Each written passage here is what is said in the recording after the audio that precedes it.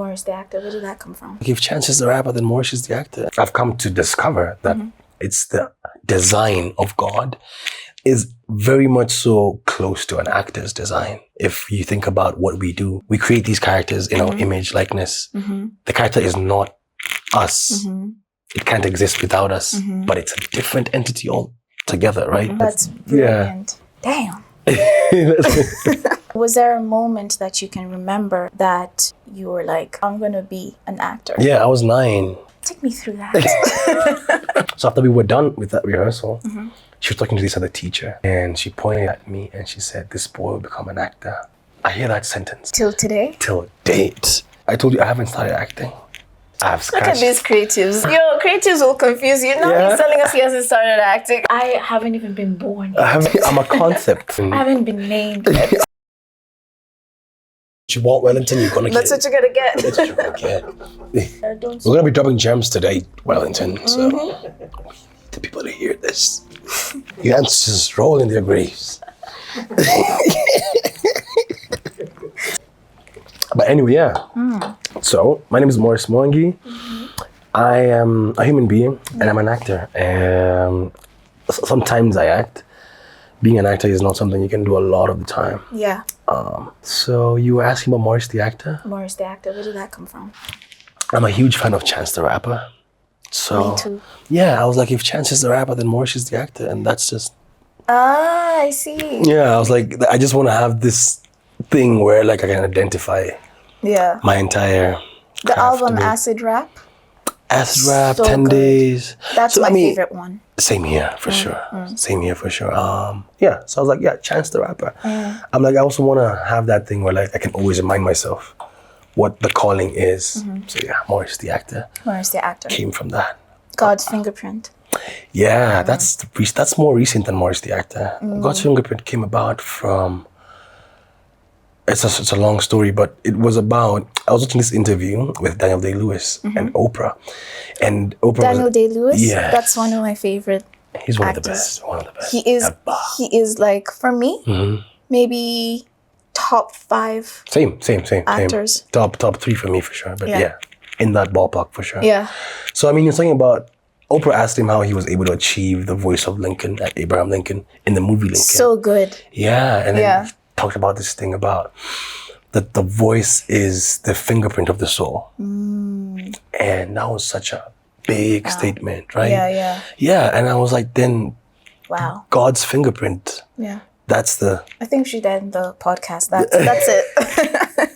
With that. No, that's Yeah. Yeah, so God's fingerprint is God's voice, right? Like it's, and that's what I feel actors do, because religiously, or I want to say spiritually or esoterically, I've come to discover that the way I want to say mind, but not really the mind, but it's the design of God is very much so close to an actor's design. If you think about what we do, we create these characters in our image likeness. The character is not us. It can't exist without us, but it's a different entity altogether, right? Same with God and human beings. Like, we're in this image, and he created us, we have this essence, but we're not him. So actors kind of are very close to what, I've never thought of it that way. I think that's brilliant. That's where it came from. Like literally, That's brilliant. Yeah, that's where it comes from. Damn. This is only the beginning. By the time we're done with this podcast. Okay, so what made you passionate about acting? That's or fall in love with it? Very simple, actually. The first time I acted, that was the first time I ever did anything. Until that point in my life, I was 16, right? Okay. That's 10 years ago. It was the first thing that no one ever taught me how to do. It's the first thing I don't remember learning. It was the first thing that I didn't understand how I could be so good at something so foreign, so new. Yeah, and then it's like, oh, you're not even like discovering you can act, you're remembering.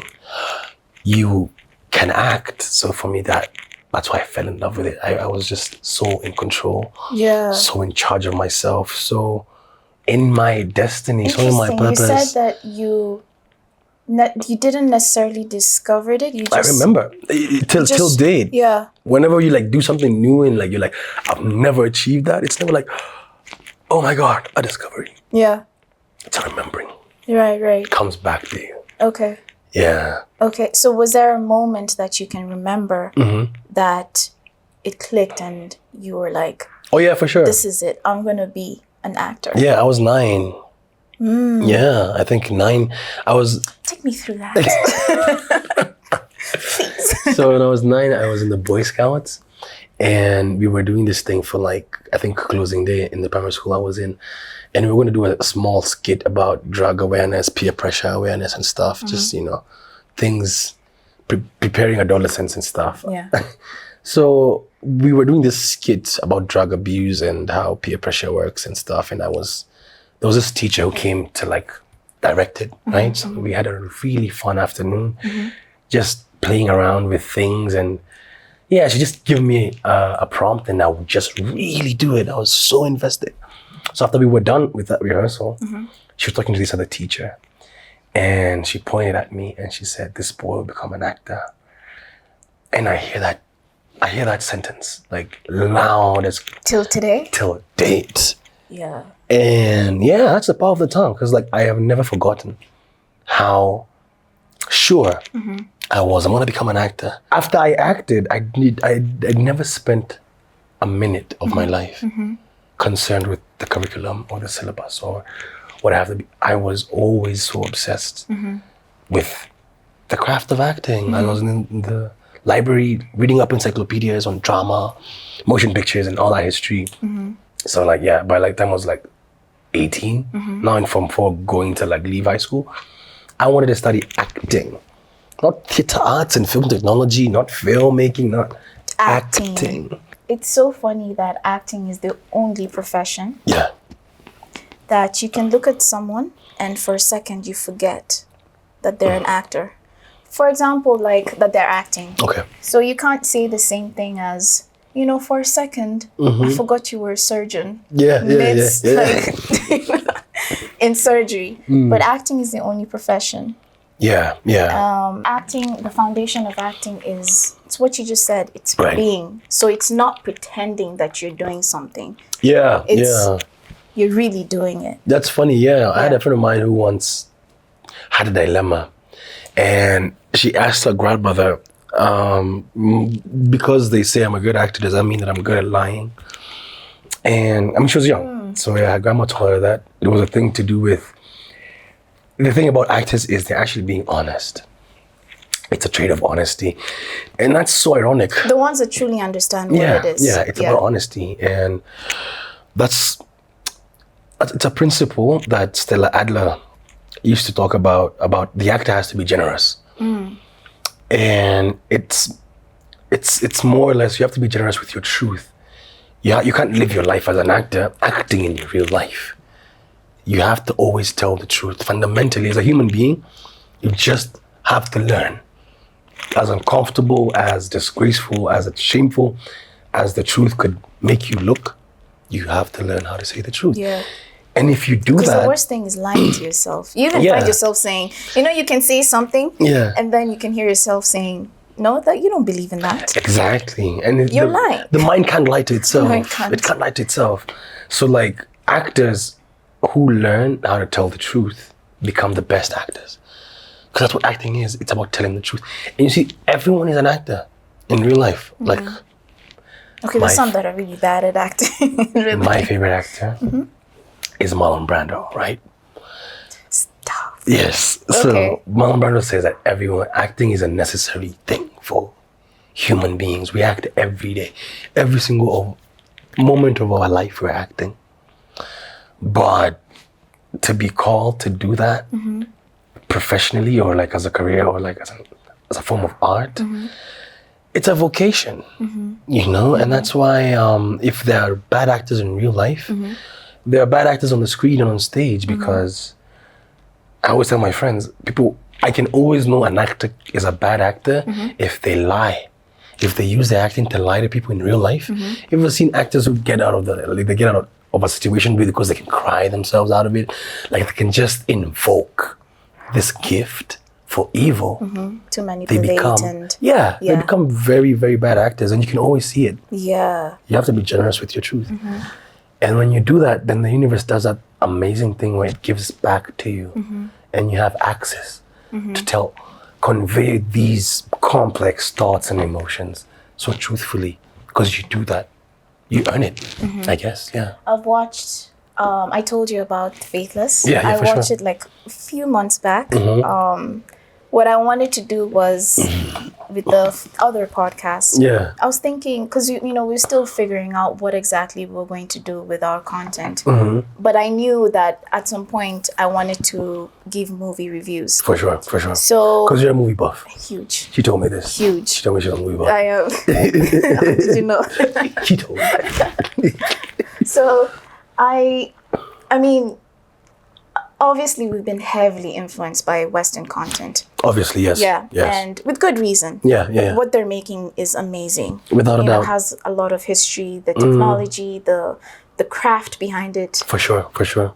But I was also thinking it's kind of sad that we don't give Kenyan content the same, priority, right? Yes. So now that's when I was like, you know what, let me watch like good Kenyan content. And then I Right. came across Faithless. Yeah. The marketing was really good because it was everywhere. It was Everywhere. They did So a good job. I actually told my friend, I was like, I want to watch this movie, the series. Yeah. I watched it and you definitely stood out to me. Okay. No, for real.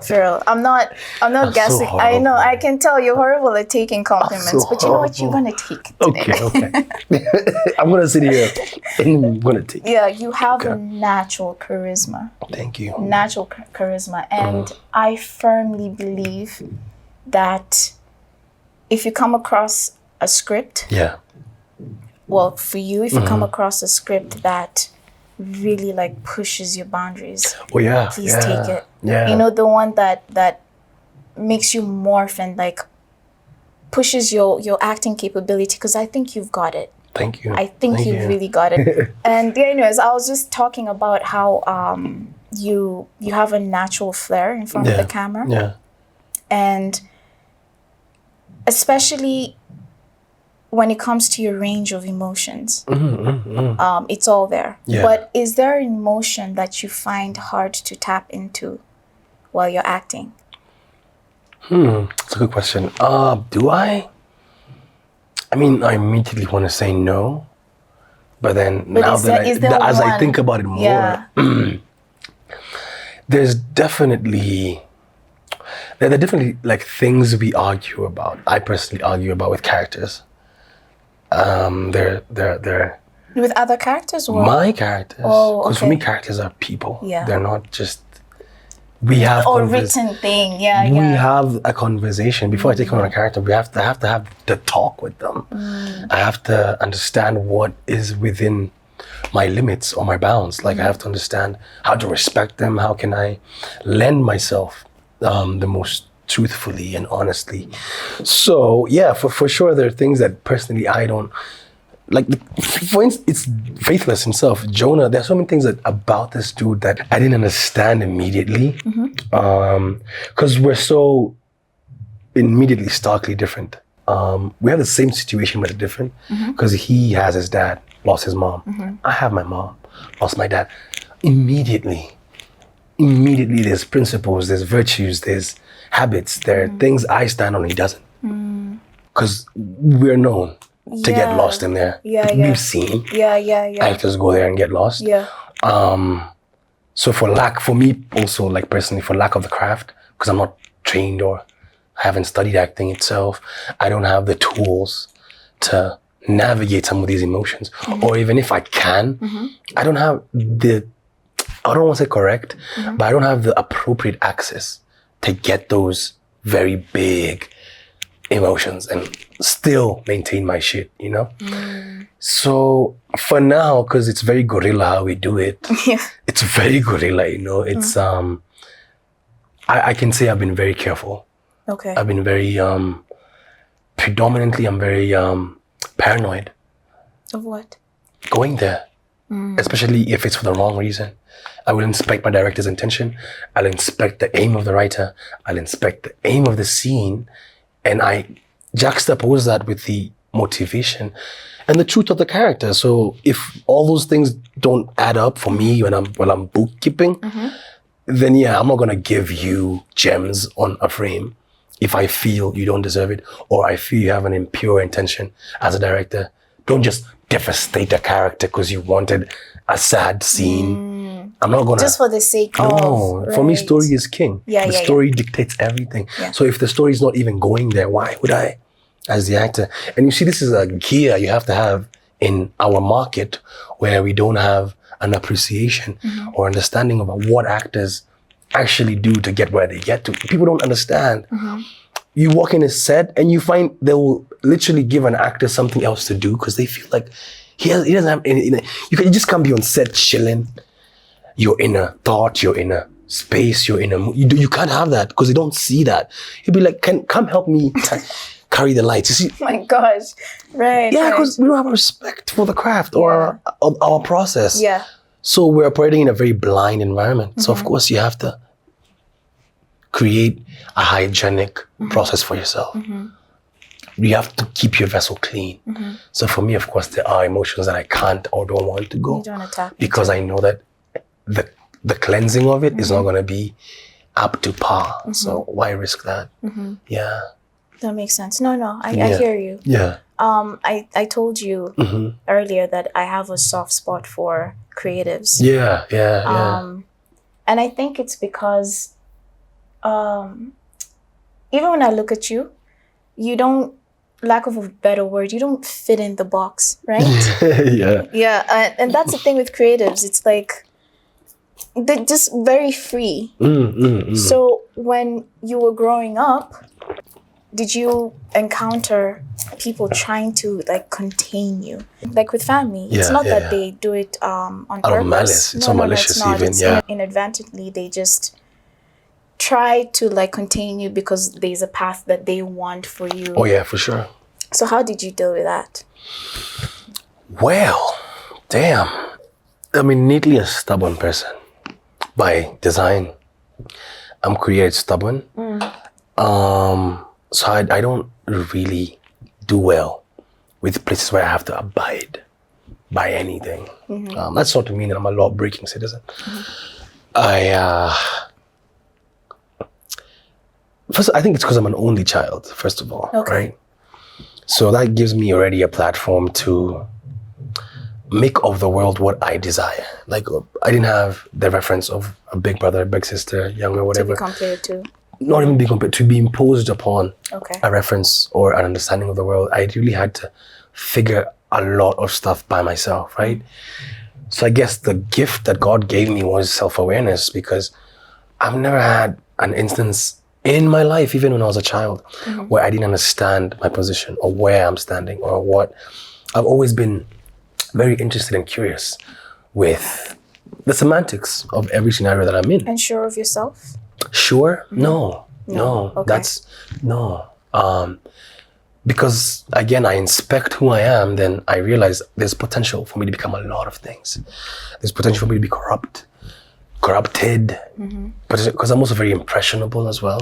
So, I mean, these are also like shadowy things of myself I deal with as well. I'm not just looking at myself. Are you impressionable? Very impressionable.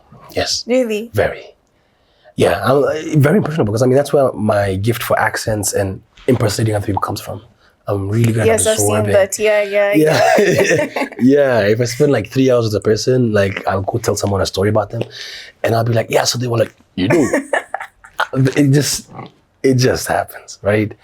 So growing up, there was always a thing where I can read a room and I've known there are rooms where I have to be this dude, be that dude, and maybe then that's part of where the acting comes from. Okay. Because there are certain performances for certain people in your life, and there are certain ways you have to behave for people. So before I got to a place where like I had a truth and I was set on speaking my truth, of course I dealt with being someone wanting to sand off the rough, being like, oh, there's this really amazing thing we're seeing. But if you don't do that and this, and for sure. Okay. And I don't know if I have a method that I used, because I think I consider myself lucky to have survived, because I've met some really great performers, actors, artists, whatever, but they don't survive it. So I don't even think that it's something I did actively. I think now that I'm thinking about it actively, I think it's just a protection. God's fingerprint. Yeah, I just had something just Full intercede. Circle. Yeah, just be like, he's going somewhere else, and they insured, and they insured. Okay. So yeah, that's actually like, wow. I think it's a deep question. I'm like, I don't know. Do you consider yourself stubborn? Are you stubborn? Are you like a little? When you're like sure of something? Yes. Gut feeling. Yes. Okay. Yes. Yeah, because I also think, and no one can convince me otherwise. I also think it's that it's some of that the thing of like you're so invested in it. Yeah.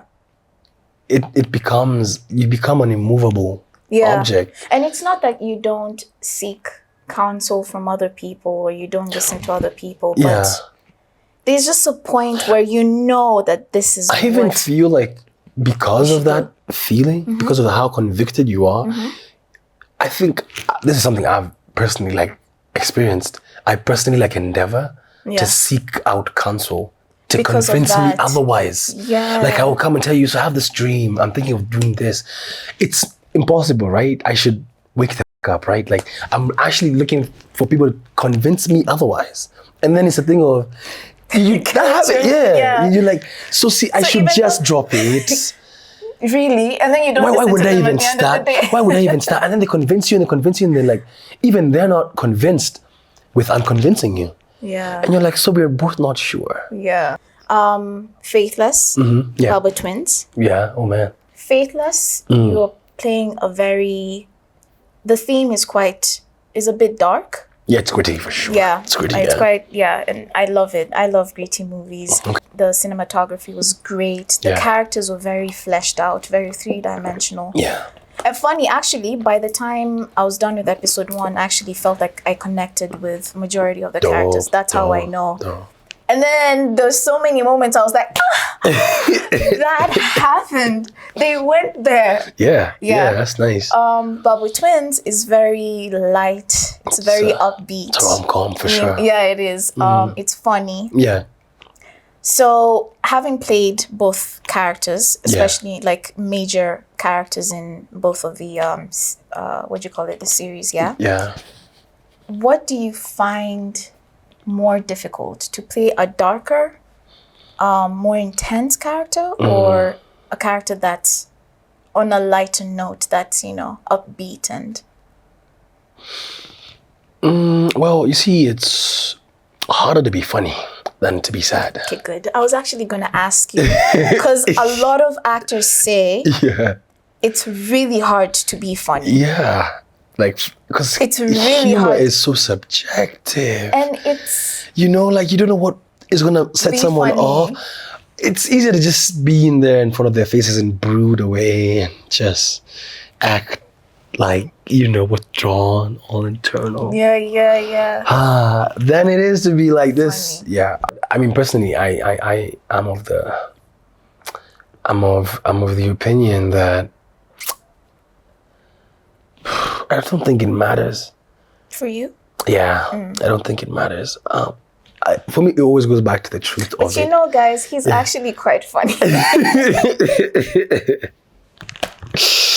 Well, very funny. Like, I don't know why you're on a joke. I didn't expect that. I mean, I knew that you were, from what I've seen. I'm exuberant. You're very lively and robust, but I didn't think that. I got quips. I didn't think that you were witty, which is a good thing. Yeah. So it's under promise and over deliver for sure. Like always postures I'm just so over everything. Like what is the interview, and then just be like hi. Yeah. For sure. But yeah, I think for me it doesn't matter, because if the truth of the character is comical, okay, and comedy in itself is a very like I want to say it's a very diverse medium. You can accomplish so many things. Like dark humor, for instance, has really taken the fold now. People are not interested in the setup, traditional setup joke, slapstick, whatever. Yeah. Guys want dark stuff. Like guys want over the edge. Yeah, just very gritty stuff. And I mean, BoJack Horseman, the Big Mouths, the dark humor is like, it's winning now. Yeah. Because I mean, comedians are actors. Yeah. And I mean, I've done, I as like, not a joke, but as a way to start practicing, because I was like so out of work, I started doing stand-up like last year. For the fun of it. Just for the fun of it. Do you still do it? I haven't done it in a while, but it's one of those things I can do. Let me know when you actually go. I've always been good at impressions and stuff, and I guess I'm good at commentary, so I was like, let me just go do stand-up as just this rogue way of rehearsal and work on just learn how to work an audience, learn how to Being work spontaneous. And it was super spontaneous because I wrote nothing. I wrote nothing. Are you serious? Yeah. So like these guys who were comics were like, you have such a good set. I wish you just written it down. Were you not nervous knowing that you haven't? I don't get nervous. Can you imagine he keeps telling me that he doesn't get nervous? How? Because I like performing. I love it. You get nervous. I get nervous. But I fight it. Actually, I don't fight it necessarily. I just don't think about it. Ooh, that's very avoidant, don't you think? Yeah. That doesn't work because it might sneak up on you later. And I think it did actually in this podcast. I started sweating. I was like, sure. See? Because that's avoidant. No, but you see, I went through the motions and I'm okay now. Okay. No, but truly, when I feel nervous, is that I don't avoid doing what makes me nervous. Okay. Does that make sense? Yeah. So it's just that I don't feed into the nervousness. So I don't think about how nervous I am. Yeah. I think about how fun this whole podcast is going to be or whatever it is. I find that people who get anxious or have anxiety, that's a thing. It's such a dangerous slip up where you could just fall into feeding the thing that's making you nervous. Yeah. So I maybe now I see how you would avoid it so that you don't. So for me, it's the normal like nervousness because I wouldn't say I understand fully people who deal with anxiety. Even then, I won't. It's difficult. I know it's difficult. It's incredibly. It's a challenge. Yeah. But I find it so fascinating. People like you who don't feel nervous. So when exactly, aside from acting, do you feel nervous? Whenever I have to talk about myself. Yeah? Yeah, most of the time whenever I have to talk about myself. What about it makes you nervous? I don't know. It's just... I guess I'm such a doer. Sometimes I do so much stuff that I'm afraid to come back and watch and look at what you've done. Yeah. Because I'm not entirely like... Some of it was on a whim. I was impulsive. So yeah, sometimes I'm just like more on the move. Are you an impulsive person? Very impulsive. Very, very, very impulsive. So how do you curb that? Because I'm sure your impulsiveness is something that you channel in the right way. Yeah, for sure. Yes. For sure. But how do you... I honestly smoke a ton of... That curbs my impulses. Oh, so you have time to think about... I'm so reflective and meditative when I'm high. It's... literally like on borderline, I'm a bother. Because when I'm just sober, I'm just so happy. Go like, let's do it. What? Where are we going? Like I'm super upbeat. I'll have you next when you're not. I want to see. So we'll have two versions of Morris. This Morris, the very pensive, thoughtful, Yeah, oh for sure. When I'm on the other side, it's more or less, I'm super peaceful with observation. Okay. More than... You take it slow. Yeah, and I take it all in. When I'm on the other side, it's more or less, I'm competing with time. I'm competing with I'm so kinetic. Yeah. I really just want to get doing. You just want to do stuff, yeah? All the time, constantly. And I don't have that filter. Because then I'm a very like boisterous kind of dude. So I always have energy, right? Yeah. So I always have energy to do stuff. You know, it's crazy. I see it like peeking through sometimes. It's like, boo. And they're like, nah, never mind. Yeah, exactly. Yeah. Exactly. It's interesting how the standard of this country in terms of the quality of output we have artistically is so questionable, and it's so reflective of who we are as a people. We always have this thing amongst my friends. We say that the most passionate get the least out of it.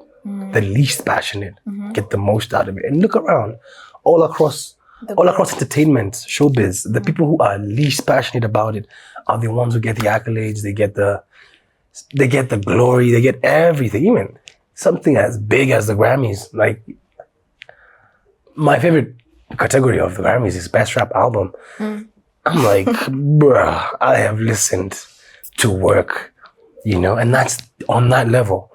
So that just it affirms me that even on that level, there's still this tomfoolery of its optics. Yeah. It's not how it feels, it's just how it looks. Yeah. If it can look the way it needs to look, we don't care the content of what is inside it. Yeah. So yeah, I mean, I grew up, I guess, a bit wary of failing in front of people. Yeah. Because I was like, damn, I don't want to.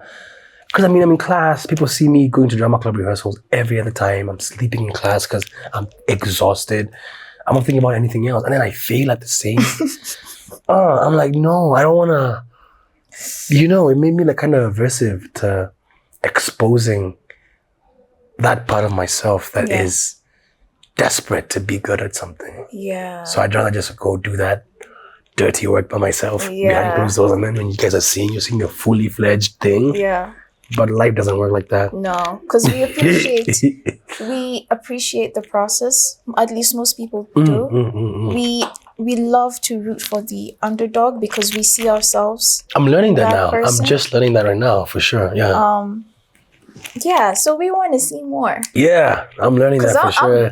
I'm rooting for you if that counts. Yeah, thank you. But I mean, it's again easier said than done, as with everything. So how do you prepare to play a character? What's your process? I don't have one.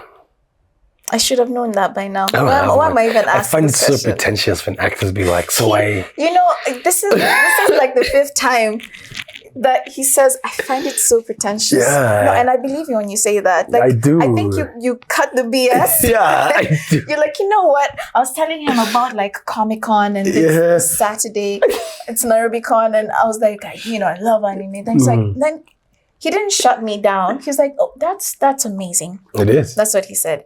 But he said, I find it pretentious. The fellowship of it. And then he called it the fellowship. The fellowship of that movement. But then I'm not one. I'm not gonna knock it off. No, by the way, I didn't feel like you were knocking off the thing I'm of actually itself. interested in it. I think it's just you really are propagating Kenyan African content within whatever the creatives are doing right now. Yeah. So when you said that, I was like, I get that. I have such a respect for the craft of acting. I would be disrespectful if I said I have this process, But the beautiful thing about it is, you don't have to be a purist or an extremist. Are you a purist? In some essence, I am.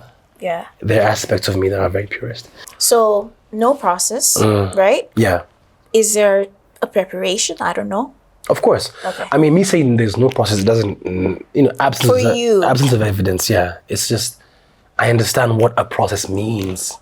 So I haven't built one yet because I haven't amassed the right tools to build one. Right. I haven't done it long enough. People who have processes have done 135 productions of Shakespeare. They've been in 50 movies. They've done so many shows. It takes tenure. So you're still finding yourself. I'm still finding it. So me claiming I have a process is a bit, it's obnoxious. You feel? No, I feel like it's pretentious. Counting my chicks before they hatch. Okay. Yeah, that's my preparation is very guerrilla, man. It's very guerrilla. For instance, my prep for Faithless was how I prepared or got into it. See my nails? They're I don't have nails. My nail beds are clean. So I grew my nails out. And that's why I stole the character. So whenever I'd wake up in the morning. I'm glad that you said that because usually I watch movies and it's based, you can see this character is a bit like gritty or, you know, they're not supposed to look like clean. Yeah. And then they have super white teeth. Yeah. The nails are clean. It's like, no. Yes. No. Yeah. Okay. So, So for me, because again, Jonah was not a place I wanted to be at for a while. Like I wasn't. Yeah. I didn't want to linger there because I mean I could read everything. I was like, this is a bit outside. A lot of things. So that's the external part. Yeah. As long as I saw the nails in the morning, I was so uncomfortable. But then in that feeling, there's a person who'd come out and be like, that's how I want them. And there's the guy. And there's the guy. And for those 3 months that I shot, that's why he stayed. My nails would get super dirty. I'd get tired of them. I'd like be scratching people because I'm not used to having long nails. And they're like, oh my God. And people would see them and they'd be like, and then Dan would remind me that someone else is inhabiting us. We have a guest with us. So like, yeah, I have to be more careful. Like if I can't You speak. have a guest with us. We do though. Like there are things that I do when I have short nails. Yes. But if I have longer nails, I would like, there's like one time it almost like broke one. Yeah. And I had to be more careful. And you see those small tiny details force me then to have a process, but it's not really a process. I understand. It's a coming of age technique, if anything. So I still have more time. Let's check back into this question when I'm 36. Okay. And I'll be like, well, now I've discovered that. Okay, Yeah, because you played a array of characters and now you can Still. see like a pattern of what Exactly. you usually do. Okay, that so makes sense. I'm giving that process time of day. Yeah. I'm not. So you're just collecting the jewels as you go and then at some point you'll be like Thanos. There you go. Infinity Stones. Right. All that shit. Is there a character that you're drawn to play or you're wanting to play that you haven't played yet and it's just you feel For now, it's Kimathi has been really calling to me. I don't know why. But yeah, Kimathi for sure. Then Kimathi has. Did you post something? Anyways, yes. Yeah. You did, didn't you? Well, when no, that's your WhatsApp. That's what was happening. Okay, I was trying to figure out where I saw it. Yeah, But also, yeah. Thuita, I played Kimathi in Thuita when at the monument. Yes. Yeah. Well, we do have some sort of like striking resemblance. I'm not gonna say I'm not gonna be the guy here like, yeah, I'm his doppelganger, we're the twin. But it's more or less people who are like know me or like have spent time with me. They draw like relations between how it's the feeling. I think. Yeah. I told you I haven't started acting. I don't believe I've scratched. Look at these creatives. I said. Nah. Yo, creatives will confuse you. Now he's telling us he hasn't started acting. I swear to God, I personally don't believe I've scratched the surface Yes. of the things I understand that, but listen to me. Now he's denying his existence. No. I haven't even been born yet. I haven't been named yet. I'm a concept. Creatives are mad. Worked. So, anyways, that's a story for another day. Okay. Is there like a residue left in you? I mean, you've talked about it. Like sometimes you can play a character, and especially when it's intense, there's usually like residue. A residue left. Debris. Debris that affects you. Have you dealt with that? No, not yet. I mean, again, I'm a very guerrilla kind of actor. Don't mistake me for. What do you mean by guerrilla, though? Guerrilla, the Mau fighting the British. It's called guerrilla warfare, whereby it's unorganized. It's a bit more rudimentary, sporadic. It's guns made out. You make your own guns. An attack is not as formulated or as well thought of as an army would. So for me, guerrilla, but still very makeshift DIY. It's as you're making it along as you go. Yeah. So because it's guerrilla, I see. Yeah, I'm guerrilla implies you're a bit more. You're 2 times more careful, I think. Okay. So I have not done that because I try to be as hygienic as possible. I'm aware when I'm in character. I'm aware when I'm not. I'm aware where I begin, where the character ends, and I have the process of I will go dump the character. So recently, like the faithless character, I actually dumped him in the ocean Yeah, I went to Lamu, and that's why I debriefed and derolled from, and that's where the character left me. And yeah, nothing has lingered with me yet because most of these characters, I'm not keeping them. I mean, and I find sometimes it's the vanity of an actor. Like, this is the character that gave me this award, this accolade. So you keep them somewhere. Interesting. Because you also like what they remind you of. Yeah. So I haven't started acting, so I'm like, interesting. Interesting. Yeah, so I try to be as hygienic as possible. Yeah. And it's also what replenishes me to do another job. Yeah, it's that yeah, I'm clean. Because you give it your all. And yeah, and I leave it there. You know? Yeah. And, yeah. Damn. Yeah. yeah. Yes. Right. Yes. So you've talked about you being like, you find it hard to talk about yourself. Yeah. So how self-critical are you when it comes to watching the work that you've done? The harshest. I'm not impressed at all. Yeah. At all, yeah. It's a gift and a curse because you know where you need to improve that no one else can necessarily see. And then, at least for me, and then I'm also quite critical of myself because it's like, why did you do that? You know? Well, I don't know. Mine is more. It's the same. Yes, it's the same. Similar. It's more. It's more hindsight being 2020. Yeah. But Captain Hindsight. yes, but it's also the fact that for me the process is very telling of the product. So if I have been a part of an incomplete process, I'm not going to expect a complete product. But you know, there are some movies that I've watched where you can see the actor did such a good job. Yeah. But the rest of the movie was not. That's what I mean. That's my dilemma. Okay. Yes. I'll be on set and I'll be like, I have my lines, I have everything I needed, and then 3 actors are going to come on and they're going to ruin the entire thing. And that day is going to stick. I'm going to know that those scenes from that day had an issue. They have a blemish.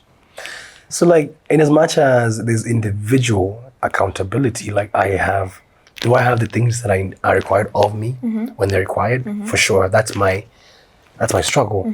But then there's all these other moving parts that I don't have control over. I don't have autonomy over the director, the DOP, them knowing that this is what they really have to get this shot. I don't have. This could be a day where like Wellington, they're on their phone, and I'm on frame and I'm doing my best acting, but then it doesn't reflect. Do you know what irks me? The camera. This is just me being very flowish, whatever that is. Yeah. But the thing with like Kenyan content that really bothers me is the camera angles, like the cinematography. Faith has got that very well, actually, I'll have to say. Okay. But you know, there's a way, like if there's an intense scene, it's supposed to feel intense. So the camera should be up close. It should be in like a position where you feel like there's like tension. Using the camera as a narrator. Is whatever. Yes. Yeah. I hear you. I mean, there's a lot of, not wrong, but there's a lot of inadequacies with our work. Yeah. Nevertheless, it's ours, right? It is. Yeah. So at the core of everything, I try to acknowledge and validate it before I criticize it. And you own it. I can see that for sure. For sure. You really own it. I watch a lot of Kenyan work. And that's the thing about Kenyan actors. They don't watch each other. That's a problem. We don't know how the scape looks because we're always operating from scarcity. So you don't have the good graces to watch something that you're not in because you wanted to be in it. Then you're like watching it like, why wouldn't I? That would have been. Yes. It bars you from having an honest reception of what you're seeing. Yeah. So, that is, it's also complicit of us because we are the ones who are making whatever we're watching. And Kenyan actors they have ideas. Like I talk to Kenyan actors and I'm like, whoa, why don't you do what you're saying? This. But they don't. It's because, moving parts that you can't control. Contextualizing the content where you can you can see something in a particular scene and it's like, oh yeah, this is what Kenyans do. Oh yeah, yeah. If Kenyans yeah. could really contextualize Contextualize, that wow. and not try to use the Western lens to create like... I mean, Kenyans are inherently panderers. We like to pander a lot. So our work is also reflective of that aspect of us. We like to pander. Guys should just go on Twitter and see how people talk and then put it in a freaking... You know what I mean? You see, I mean, in its simplistic, I'm oversimplifying. No, you're not. You're actually not oversimplifying it. It's the industry that overcomplicates it. Yeah. Oh, okay. It's a very simple thing. It's super simple. Just tell there's... When I think you understand the politics that go into how work is actually finalized and actually made, and what kind of work gets funding and what works, what trends the market wants to... You get super exhausted because the people at the helm of our industry they could not be more detached from the entire process. So there's a disconnect. There's a huge disconnect. These people do these are, I don't think these are leaders of thought or idea at all. So like everything else is a reflection of the top. Yeah, we just don't have imaginative people at the top. The people at the top are very... First of all, I feel like the entire top of Kenya did not want to be in the film industry. These are just failed people who failed at doing something else, but then they have this thing where like you don't need a lot of certification or like credits or whatever so they just took it upon themselves. Yeah. But there's a lot of genuine people in the bulk of the between. There's a lot of genuine people who actually care. Yeah. There's a lot of them. So we're talking about, I guess we can just lean into that, the Kenyan film industry. I find that the industry is not very kind to creatives. Not at all. It really isn't. And if the people who have the capability, obviously we've got our part to play, the us regular people, the audience. Yes. But the ones who can influence... The movers and the shakers. Can shift things in the direction that can propel this industry forward, is that they don't understand that once you leave room for creatives to be, is you build a society where the culture strengthens. Yeah. And then when the culture strengthens, is that now we're in a position to even influence other people. Yes. So, I mean, we've got SA, we've got South Korea. They're exporting their culture to different countries. That's why we know about these K-pop and... That's actually like very on the money, because we don't like our culture. You have to like yourself to like your culture. Kenyans don't like themselves. And that's such a problem when you are trying to reflect back the image of a Kenyan. Because I mean, as an you're more or less a mirror for society, right? Yeah. Your audience has to like the image that they see. Yeah. Kenyans don't have that thing down pat yet. So yeah, we have a very problematic So we have an self-love identity issue. crisis. Yeah, we really don't. And you realize it's an emergency when you see how insecure Kenyan creatives are when they create stuff. It has to look like an Atlanta. It has to look like a Suits. It has to look like a How to Get Away with Murder so people can like it. When you're on the ground, when you're on the ground, you realize that also we don't believe enough in the expression that we have inside us. We don't think that it's gonna cut it. These are just problems we have with ourselves. So it's not... I understand. I get it. Yeah, it's so hard for you to be practical about it in terms of having an approach, trying to be authentic, original, indigenous. I don't know what it'll take. It will definitely take something. Like you said, there's definitely an opening. There's been a renaissance. There's been a rebirth of how we're thinking, for sure. And I guess maybe that's okay. That's a step in the right direction. Maybe it's just very slow progress. Yeah. But there is a crisis for sure. Yeah. Let's talk about rejection, a little bit about it. Let's talk about it. talk It's about it. everywhere. It's everywhere as an actor, man. So I would say rejection can be the name of the game because of how many times you hear no Yeah. as opposed to like, you got it.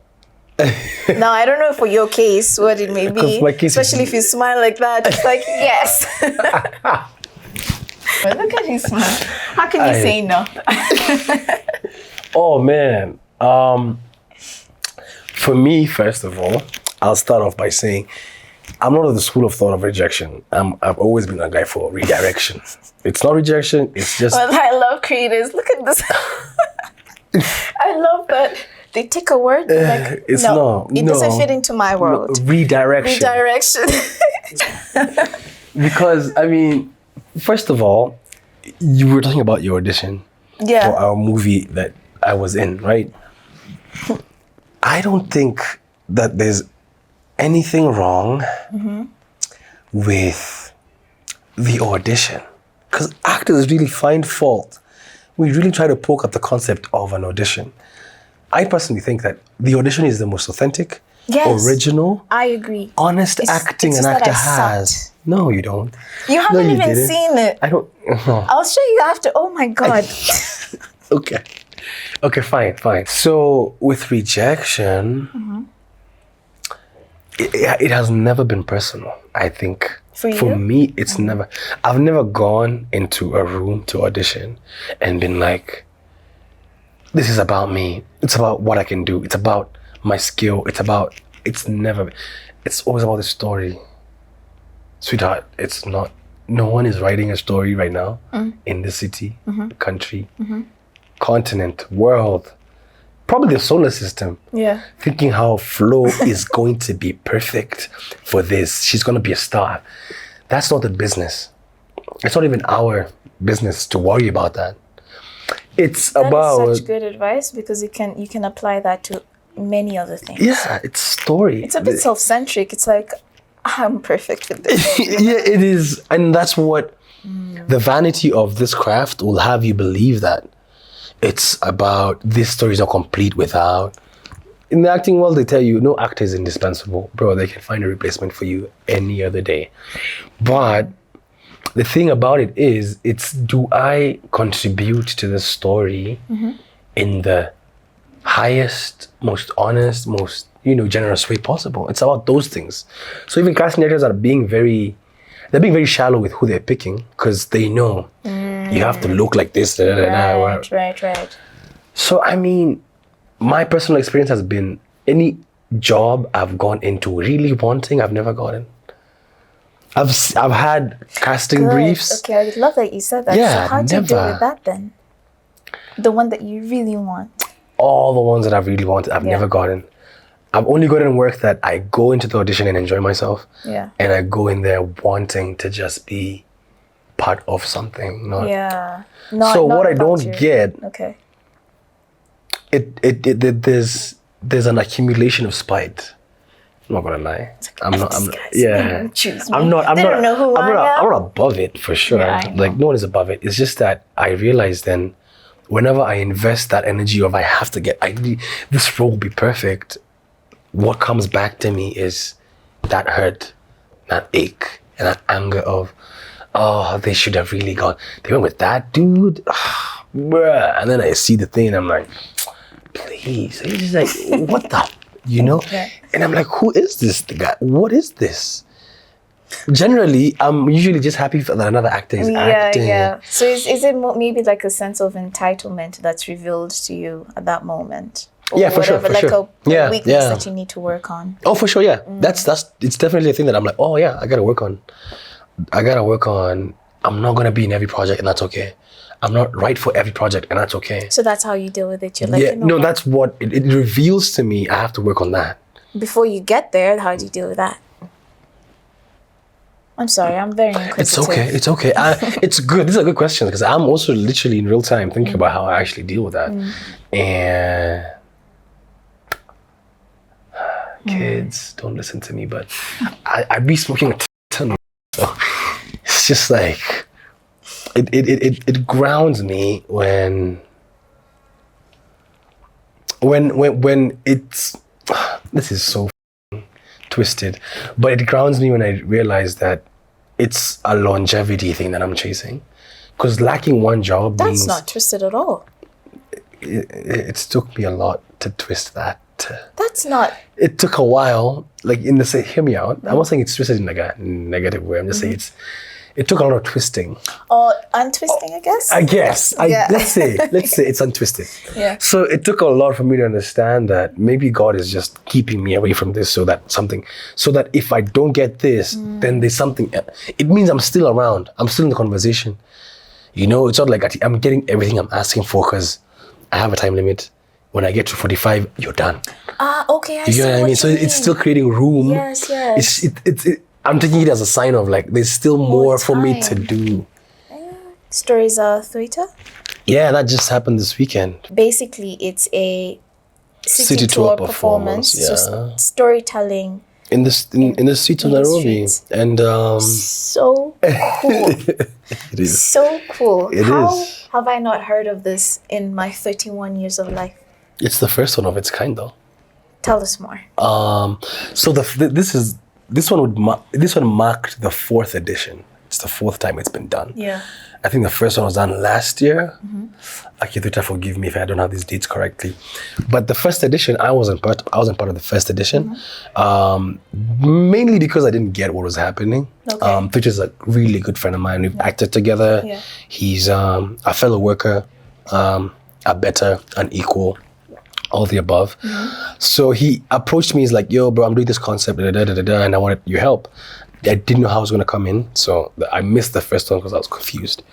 But the second edition, I had understood. So I showed up, he asked me to come for rehearsal, come check it out. So I went. I saw the thing and I'm like, whoa, this is such a cool, mad concept. We begin at the National Theatre, where the city actually ended back in the day. Yeah. All the way to railways. So Nairobi as a city began at railways, right? Whoa. Yeah, so we go giving you facts, factoids, cool stuff about the city and stops. Yeah. Until we get to railways, where the city actually began. Is this documented? Yeah, we've documented all 4 editions. It's an amazing documentary. We were looking for a home for it. Yeah, and also just seeing how we can use this template to do more. So I mean, there's so much stuff in the works. Thuita right now is just resting because it's been a long 2 weeks. Yeah. It's a lot of talking. It's been a long 2 weeks, but I'm sure that by next year's beginning, we're going to have figured out a way to make more people see it. Yeah. Yeah. Love that. Thanks. That's amazing. Thanks. It was fun. It was really fun. Yeah. What actor or actors have influenced you the most? Marlon Brando for sure. Have you watched The Offer? The Offer. Let's go watch it. I've watched The Offer with, what's his name? Miles Teller. Miles Teller playing the producer. Yes. Yeah. Bro, that's my shit. I'm a movie buff too, bro. Okay. Marlon Brando for the mere fact that he revolutionized acting as we know. Because other actors, they was very theatrical at that point. Yeah, at that point it was very... I told you once, I'll tell you again. Don't do that or I will be back there. And it was very... Yeah, it was very... And he didn't like that kind of acting. No, he did not. So, he was... Yeah. Nicolas Cage, because they share the same thing. Nicolas Cage is so very original. I like the fact that he's a rebellious risk taker. No, here's the thing. I found out recently. Do not hate me for this. I didn't know Nicolas Cage was the son of Francis Coppola. He's not. He's the nephew. He's the son. He's the nephew. He's the nephew. He's the son. Francis Coppola is his uncle. He used to be called Nicolas Coppola. Yes, I'm aware. How? Are you sure? Yes. The way I. Or the entire beer? No, the entire beer. No, I'll take the 2 shots of the bitter stuff. Okay, cool. Yeah? Yeah. Confirm. To his fault. Told you. You have to share. Why? Why? Because I was almost right. You're right, he's a Coppola. I'll take that. Okay, cool. I'll take a shot with you. I'm not afraid of a shot. So yeah. Did it just stick to the ground? It does. Wow. That's cool. Yeah. Daniel Day-Lewis, top 3. I said top 3. Yes, yeah, that's Daniel. That. How far are we gonna go? Okay, let's keep it to 5. 5, right? Because I have to have a black face in there, otherwise. Gonna be. Yeah. No, you don't. Kate Blanchett for sure. Yes. I Blue love Jasmine. I love that woman, bro. Like, she's very seasoned. That's the 4th. that's the 4th. The 5th one. George Moore, because I have to throw in a local one. George Moore is a local Kenyan actor. Who's really good. Yeah. Specifically, he did this series called Borderline. Okay. It's on Showmax. Top 5 movies of all time. That's easy. Very. Okay, let's go. I like what I like. My favorite movie of all time is Rango. That's a good one. It's funny as well. Number 2 would have to be The Good, the Bad, and the Ugly. Good, Bad, and the Ugly. That's a good one. My 3rd favorite movie. Third would have to be The Master. The Master. Joaquin Phoenix, Philip Seymour Hoffman. Interesting. 2012. Oh, good movie. Yeah, it's scary. Your movies are quite... They're my preference. It's my preference. Mine are so in as well. Yeah. That's the 3rd. 4th? Yeah, 4th would have Kung Fu Panda, the first one. Yeah. For sure. Okay, cool. 5th? 5th.